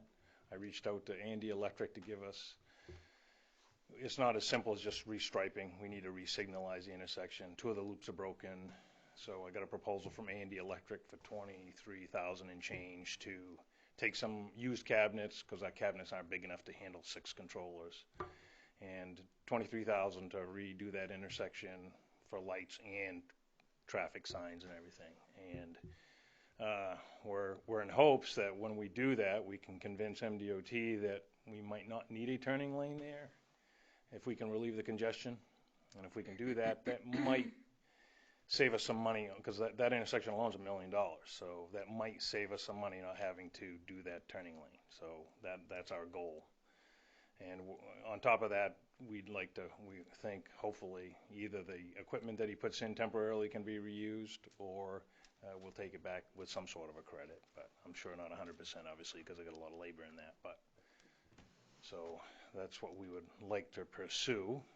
And so we'd like to move forward on a referendum, and I'd love to see us move forward on re-signalizing that intersection on a temporary basis. When you talk turning lane, are you talking about the proposed left-hand turning lane? Dedicated left, yeah, Yep. and then a straight and right hand. Do we? So you're saying that with this possible signaling, that would be an elimination of that left-hand turn? We wouldn't need that? No, you would need the left hand. Yeah, okay. I was a little nervous there when you right start now, talking about that. Right now, we have kind of a dedicated right. You know, And straight it's for a straight lot of through folks. and left, and when they pull up to go left, they stop, and then that's the end of the story. Right back Yeah, to the top of the hill. we're playing roulette. Somebody's going to get killed in that intersection eventually, and until we make that change. All right, I won't sidetrack us too much. No, that's fine. I wanted to make sure I understood But the yes, dedicated yes. left is going to still be on the books. That's great. And we do the same with the other way, coming the other way. Same deal. So. Do we need a motion to memorialize these dates? No, it was just for your information. Informational? Yep. We want you to know that you Perfect. can expect the warrant and the language on September 4th, and that we'll need you to schedule a public hearing on October 2nd, and the absentees would then be printed and available by the 5th, and et cetera. Okay, so Elections more to come held. in September. Thank you, Yep. sir. You're welcome. End of this week means we'll talk about this in October. November election. Yep. Next item. Yes. So we just want you to know that November 6th is a council meeting night scheduled, the first Tuesday. And we thought perhaps you might consider meeting a different day. Make a motion to move the meeting from the 6th to the following Tuesday, the 13th. Second. Wait a minute. Then we have, what do we do with the 20th? We can back to back. So we can. You want to move the 20th down to the 27th? No, don't do No, the no, 27th. No. Yeah, that's, Oh, that's that's- Thanksgiving. Thanksgiving yeah. week, right. Yeah. So I- On the 20th. yeah, back to back them. On the, or you cancel the 27th because it's a Thanksgiving week and we go with one in November. I like the way you think. Yeah, no. That's, Sure. so we'll leave the 20th there and we'll just cancel. That's why I was asking. Right. That's the one motion. Oh, So- so just have the 20th instead Have the of 20th and deal Okay, with all of it, right? Yeah. All right, so make them. Wait. October, what days? We have 5 Tuesdays. So 9. Why are you going to be like that? I'm sorry. It's 9 and 23rd. We'll be all right. You run for office or something? Because that would put us from the last one right there. So it wouldn't be quite a month. It'd be close, but it wouldn't be quite a month. 13th. Diane's not afraid to call Have us the if we 20th need if to we come need in it for early some reason. for something. Okay. I think the 13th would be. 13th and cancel the 20th. So my initial motion still stands. Yeah, good. All right. But Second. see what you did there? All in favor? Did you get all that, 6-0? Twyla? I did. Oh my God, we're bipolar. So you have as one hell. meeting on the 13th of November, correct? That's it. That makes up for the one we tried to do in June this year, but we kind of had to do two. So. Yeah, thanks for sharing, Norm. Moving on. Order 2018-166 to award the restoration bid, the municipal records restoration bid. I'll let you know that we did send out a request for bids, and then we received only one from Cofile Technologies and for $9,955. No shipping? No, actually, they'll come here, pick up the books, take them to be restored, and then return them. Okay, that was my concern looking at their bid, the shipping cost. So It's included. I think they do a lot of business in the state of Maine. They're in the state quite the frequently. shipping, if they can do it for So- 9955, I need a motion. I'll make the motion. Second. All in favor? Thank you, I just Twyla. have one quick question for you, Twyla. And so they Yes. do the pickup. And I think that's probably better for us because shipping, bad things could happen, at least with the pickup. Bad things could happen too, but it's less likely. Yes. Yeah. Sounds good. Next. Under other business, council committee reports. I got the school itself to me. So the school committee had a workshop or retreat last week, I think it was. And they talked about what we've already discussed earlier on with the performing arts, going out to get a bid for that. And they also did some housekeeping with some price increases on some of the things, milk specifically. And then last but not least is that they are looking ahead at some positions. I think the one was the interim principal at the middle school. They promoted the vice principal up to the interim principal position. So I know they're I think they may have filled the assistant. I don't think I got confirmation on that. But so that's where we're at with the school committee right now. Okay. Planning, centered around Kelly Park, the 5th building for apartments that's slated to go in, that passed preliminary with the planning board, comp plan update with town planner, and preliminary discussion with Matt Laffley, who wants to put in a small engine repair shop at the old library location on Village Street. So that would be the report there. Water? No new news. I will echo on that Councillor Brunel would like to step down as the liaison for the water department. So if anybody's got an interest to do that, please let us know. In the interim, you see it in today's packet. Bill Alexander will be doing updates to be able to get the communication flow to keep that going. So thank you to the water department for taking steps on that matter. LDC, Vern's here. Anybody else? Seeing none. Conservation, their meeting's Monday. Mark, anything on that since the last one? Yeah.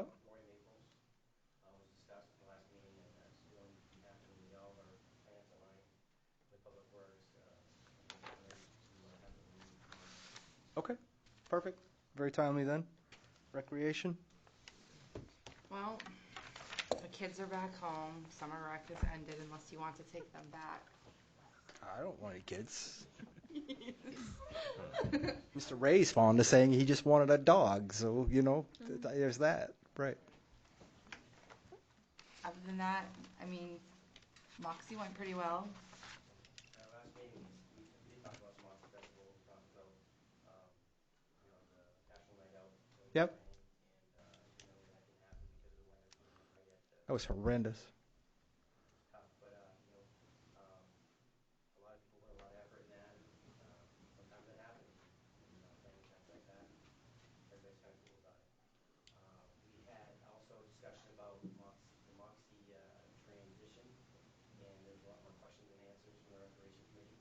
And just want to let you know That's to be expected. we're not in the planning stage right now. Yeah, yeah. Questions. Having that date in September for the workshop, there's your group to actually get the invite out to these folks, so hopefully we can get a lot of those logistics at least asked to start the answering questions. In Right. the interest of coming into that meeting, kind of hitting the ground running, if you compile those questions prior to that and send them our way, we can at least start to kind of flesh out. Yeah, that'd be ideal. Yeah, What- now that was kind of my point, is in fact, is having an agenda in what's the goal of sitting in the room. I don't want to sit in a room for an hour and just hear myself talk, because I'm not that entertaining. We're just working up the questions. I mean, whatever, spitball, throw it all out there. This is what No a general comment. concern is, and then we can at least I start amuse myself at your expense, but come that's in a and whole drill different down deal. on it versus starting to ask those questions up front. Oh, no, I appreciate that. Anytime you can lock down the two of us in a room, that's a good time. That's a good time. Yeah.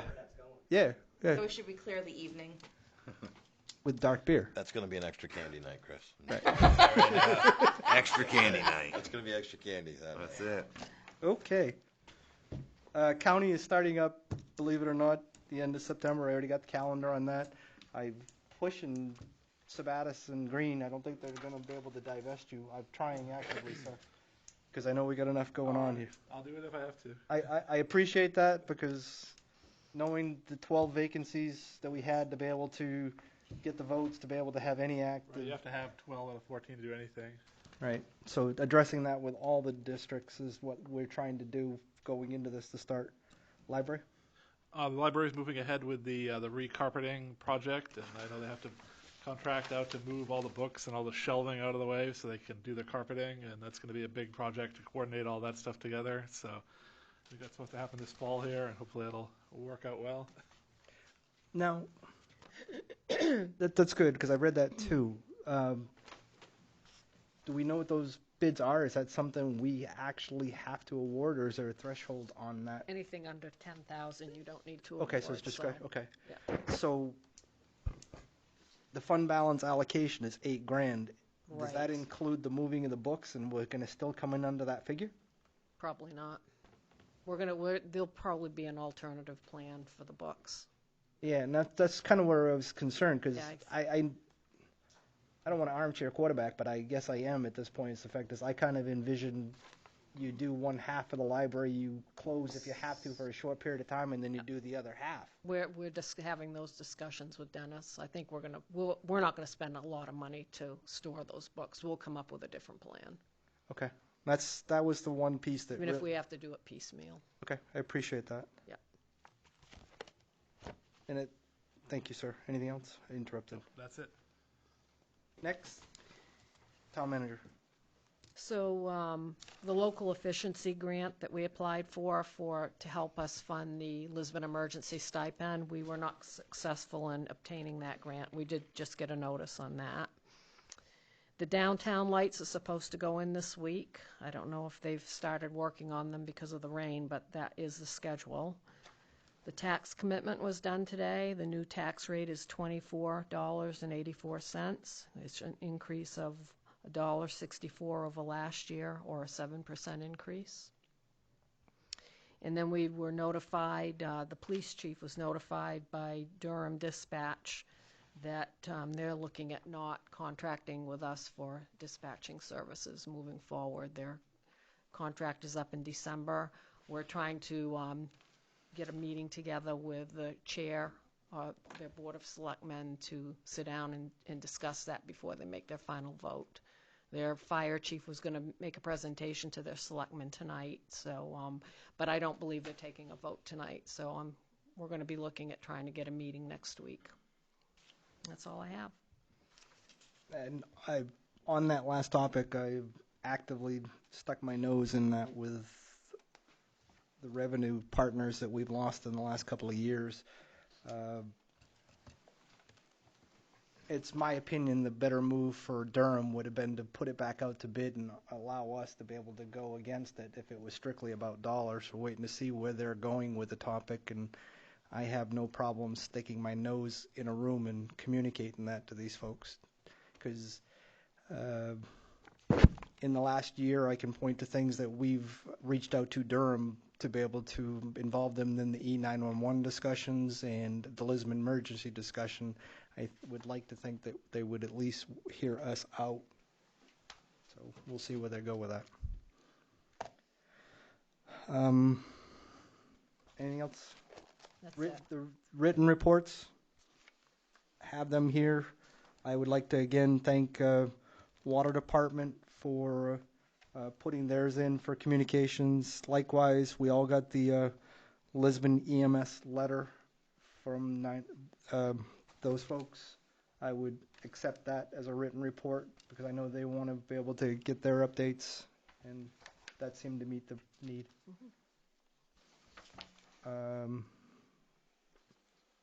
Engine 7 replacement.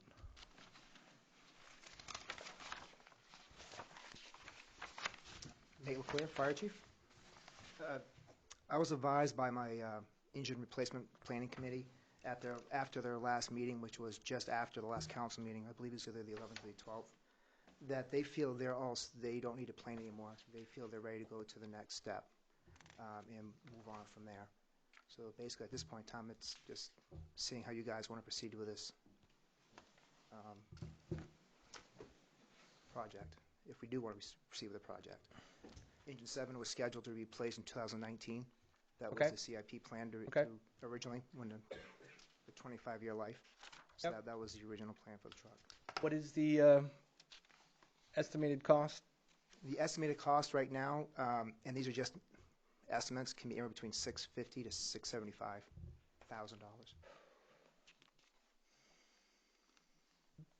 The first order of business would be that if this is going to go out, that it needs to go to referendum. Yes, sir. So what I would suggest would be making to do whatever we need to do to get it on a ballot. Is that this November? Is that possible, or is that too late? Way too far out. Well, ship still, because we're already doing absentee, correct?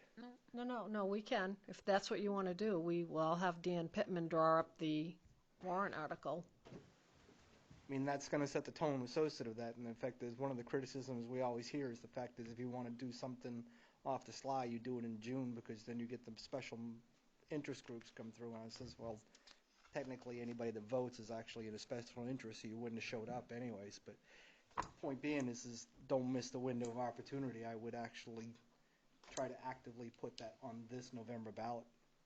Okay. Yeah, and that's actually a good thing, because the industry standard is 3 to 5% increase every year, and we're approaching on that window. It's between November and December, depending on the manufacturer. And with the steel and aluminum tariffs that are happening, the manufacturer talking about a mid-year increase as well. So, I mean, November will set the tone whether we can actually go out and even consider putting this out to bid. Absolutely. And you're looking at probably 60 or 90 days before that happens, and an 11-month window before you actually even have anything delivered. So this won't even come into this community until Christmas 2019, right, you're talking 20. Depending on the manufacturer, in between 9 to 11 month build time. Yep, minimum. Christmas next year. Yeah. Minimum next year. Yeah. So My childhood, I'll get that in March. Yeah, I have a question. The finances, we don't have anything in the budget for, bond payments, so that's a big issue there. What would be the bond payments Well, looking at per the year? first one wouldn't come due until your next budget anyway. Okay. Right. And Or the even later than that, depends on when the truck comes in.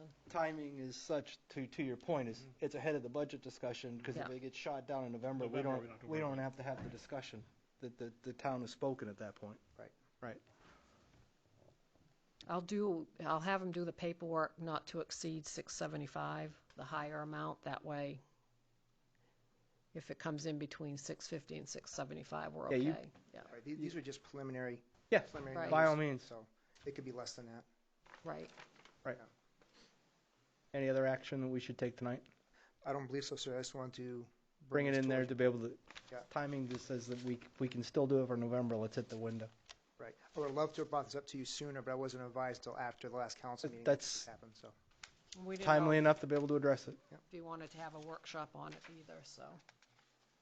That was better to start now, I think, to get it, take the temperature this November. And well, more so is anything through fire to be able to do the public education of why. And the fact is, you as chief are going to be the poster child associated with what our fleet looks like. So being able to be prepared as what the need for this engine and everything that they've gone through to educate somebody that hasn't been paying attention to any of that. Yeah, that would be help us help you to be able to educate on the need for this November. Absolutely. Thank you. You're welcome. I think before the November election, it'd be good to have a presentation to the public Yes. on, why. What about we do using the this. website? I mean, that's what it's there for. Can we, that presentation, why don't we put that up there? So that way voters can make informed decisions without having to attend a workshop. Because the biggest complaint we all hear is that they can't come in after 6 to be here. So what if we give them a rolling one that's active all the time, 24/7 active? And I would, if we don't have a workshop, the fact is at least put it on a September or October agenda where he can come and actually have something that he's prepared for people that are actually here, and the fact is have that information available to people that it would be interested. Right. Please, thank you. You have your homework assignment, dismissed. No parking garages. Next. CDBG Downtown Revitalization Grant, the Lisbon Street, Village Street, scope of work update. Wait a minute, how did he get sucked into CDBG? I love that. Mr. Chairman, Councilman, Tom Martin, Public Works Director. How did I get sucked into this? I did meet with the LDC committee and went through the scope of work for the grant we've qualified for, haven't received the funding for. Hopefully they will fund this grant to do upgrades in the village district area down by Webster, Village Street, and Route 196. So basically from Farwell Mill around to the bridge, down to the first intersection at Spring Street. And what we're looking at doing is doing granite curbing, removing relay, remove the bricks, redo the sidewalk, probably concrete sidewalk. From a cost standpoint, that's really all we'll have money to do. And hopefully get a couple new bus stops. I think with the money we have, we can probably start at Farwell Mill, get around to the bridge, and maybe jump across the street, get the other bus stop in right directly across from the bus stops that's there, come around as far around the corner as we can get with this first round of funding. So Are we going up Village? we will eventually, yes. Yep. So what we're saying, we're identifying the first phase of this, go down that. And this is just me asking that question. Why wouldn't we go down Village first? Instead of to the bridge, it's fairly new. The bridge on the Farwell Mill side doesn't have a sidewalk there now, period. So we thought that was a need because we're forcing, the bigger traffic's coming out of Farwell Mill. They have to cross the street to get to the bus stop. We thought it would be better to put a sidewalk connecting that section and then put a bus stop on each side and then go as far as we can. While I'm all in favor of the rail trail being connected into Lisbon Village the same way we connected it down into Lisbon Falls, I still think that the immediate eyesore that is Village Street, if we're gonna, I would run up, and this is my take on this, I would run up Village Street first, because then we can, when we get into making that space, green space, we have a good presentation of an initial spot. we can always run down the bridge side. Webster. Yeah, at a later time. But that's just my thought on that. Would there be any big difference as far as expense? You just run the sidewalk, right? We pull the brick out of there. Sidewalk on the Village Street side. So are you talking on Route 196 going around and then going down Village? Exactly. So if you come do up that from the whole falls, section take a there? left there, that whole section running back to at least where the library at the end of, or maybe Bonafide Street. Is Yes, one on the left Bonafide there, is yeah. that one on the left, If we're looking at that, that would be the section I'm talking about. Thoughts? Anyone? Bueller? I'm thinking that myself would is- be, oh, sorry, go ahead. Go ahead, Chris. I'm thinking that would all be one chunk with that new lot and everything, so that you'd have to think about how to incorporate all that. Just my opinion. I think if we're just looking to start with the first phase, we hit the sidewalks here in the village, and we're going to be doing the planning phase of what we want to, how we want that green space to look anyway. But we won't have to go back and dress up the sidewalks; it'll already be done. Yeah. Does that make sense? That's what my thought process is. So you want to do Webster Road area first, Yes. and then so wouldn't we want to tie that into, because aren't we doing the paving part of it from 196 to the bridge in 2020? No, the paving, the paving's been done. It's that section from 196 to the bridge bridge, up which to- would be that area. up to Grandview. I think that's where that sewer line goes through. Yep. Biggest On the left. biggest So what complaint. I'm saying is, why wouldn't we wait to do the sidewalk part of it when we do 196 to the bridge? If that's the area that I'm thinking about that you're talking about, here's Farwell. If I'm looking down Village Street, I'm at the stoplight, I'm looking at Farwell here to my left, Park and Ride to my right. According to this paving plan, it says Webster Road, Route 196 to the bridge, sewer project, 2020. Yeah, that my area. We don't start the sewer project till we get to Upland Road. Okay. And we go from Upland Road up to Grandview on the sewer. That's what they're replacing. So you're not doing the Route 196 to the bridge? No. Yeah, his disclaimer and anything we're reading on this is that anything moving forward is a work in process because what he had was clearly done and Right, but what I'm saying is, Yeah, no, why would we do that area agreed. if we're gonna do Route 196 to the bridge anyways for paving? I'd rather wait. you had Big- something. yeah. Go ahead, Chris. You had something. Oh, well, the sewer line only comes down and runs down Upland Road, and there's nothing that goes across the bridge, so that's, you're having nothing on that other side. Everything that's coming down is coming down St. Anne Street, goes across, where the water department goes across the river and comes down that side. Do you know what I mean? So you really don't have anything over there that they're gonna dig up or do anything on that side of the bridge. Biggest complaints we get Correct. are that when you're driving through Leonard's Village, going to be addressed. And I think that when you look at that area, and it's the reason that we pulled the trigger on the Graziano's lot, because we wanted to make improvements to that area. And I think that it would be the wrong approach to start that side first. I think that we have to look at the side that makes the most sense. We would see immediate benefit by cleaning up that area, by dressing up those sidewalks, making them look better, and then we know we're going to move on that green space sooner rather than later. So all of a sudden, there would be an improvement at minimal cost to the town. I just think that's the right direction to be going in. I'm thinking My anybody can step in my at question this first moment. may be the same one you're going to express. The fact is, when Tom's standing here, he's actually expressing what actually has already been discussed and planned through the LDC, right? Right. So what is their reason for the alternative of what we're seeing, I guess? Is the connection, is the flow of traffic. Okay, so make the Now- connection to put people in the downtown. One thing you might be able to do is build that section on the other side, because there is sidewalk that wraps around from the bridge to, just turns the corner a little bit onto 196. And then it dissipates, because there's really not enough room. We would have to talk to Farwell Mill about Correct. encroaching. They don't have enough. They don't have anything on that side because it's Right. That's it. You got that double lane there. One's turning. It's tight. There's no walkway in it. Right. That's the So same. you'd have to go behind the pole, so we would, we'd kind of get out of our right of way, I think, to Right. be able to do that, which we think we'd have good success talking to them to be able to get the right to the construction easements and the right of way to do that. So that would give some continuity to Farwell Mill. Because anybody that's coming out of there walking really either has to So cross. addressing the dangerous intersection first. Yeah. He's Now, doing that the was- corner that doesn't have anything yet. And then depending on what comes across the street at Graziano's or what comes across the street over on the other side of all them empty lots, he wants to focus on the stuff that's not gonna change, it's already there, to improve that. Where the bus is, there's no sidewalk. And or nothing moving to the get bus to stop that. to the other side of the street is still in Correct. discussion.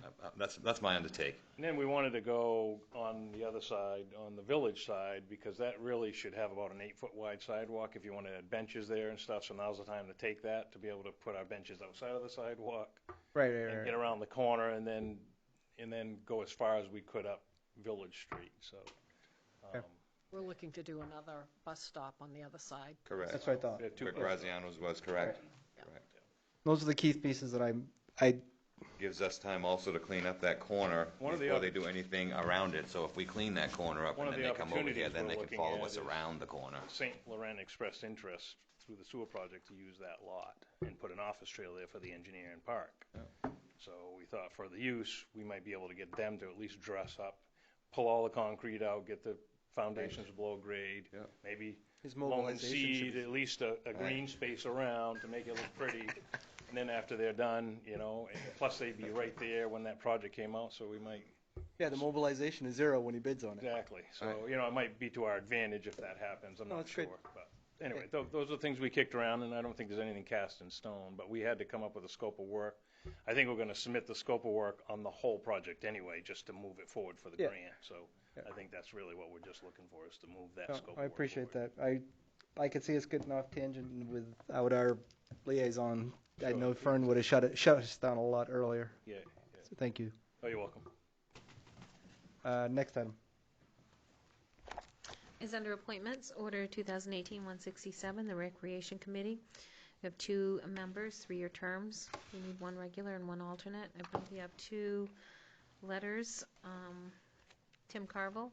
Yeah, I have problems with Tim, but that's my issue. Heather Curtis is seeking reappointment as an alternate. She's a solid person too, and I don't know about this one. Dean? He's the man's a flight risk.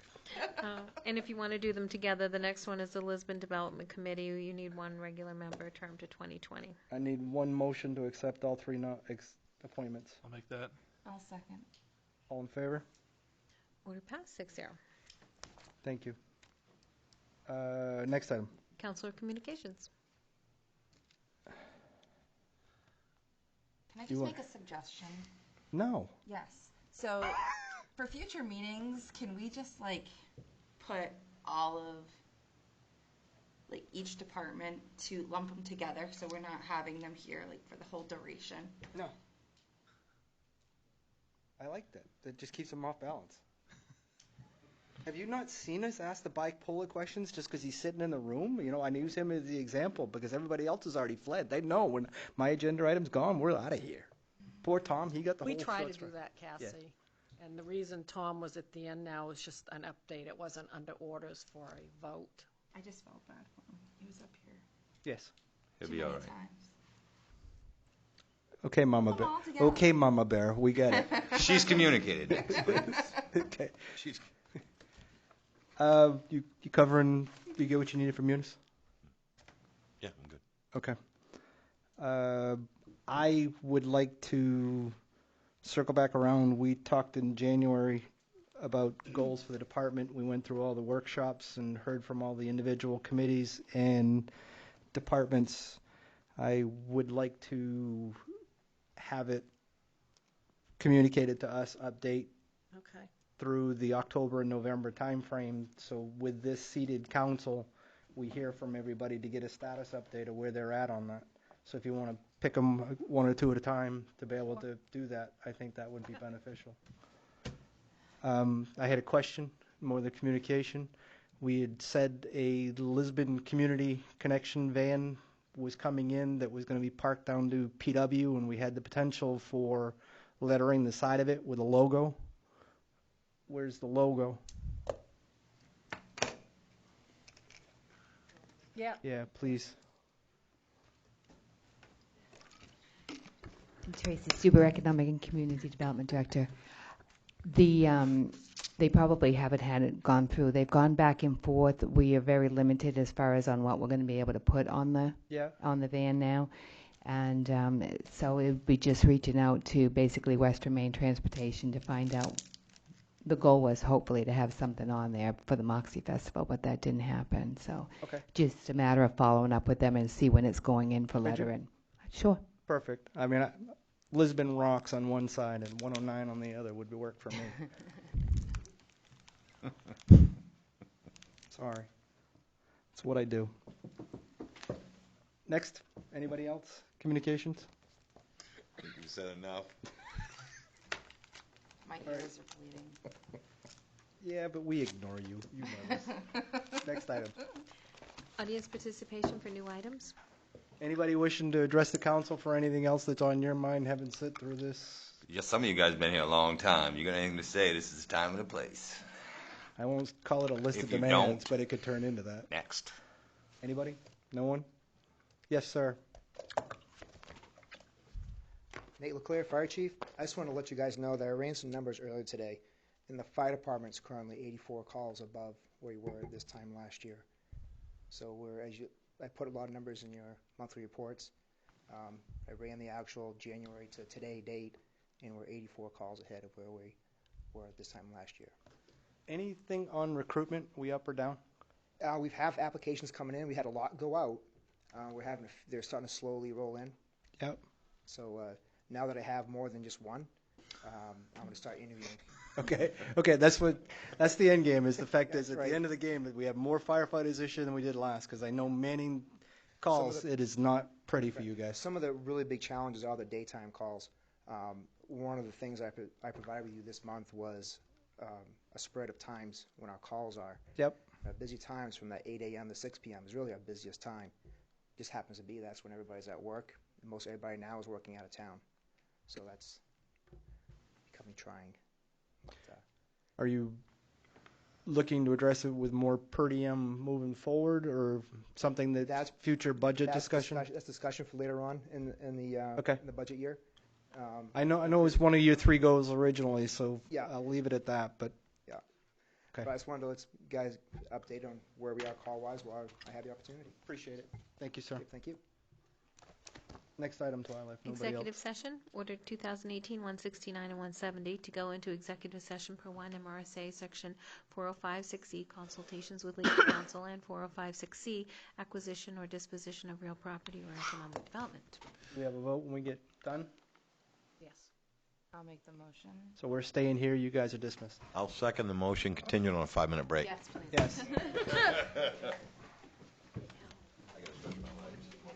Whoa. I was going to share some of these candies, but I ate some of your people's candies. Okay. All right. We got back from vacation. All right. Hey, thanks for coming in, huh? Only thing I can't do is Monday.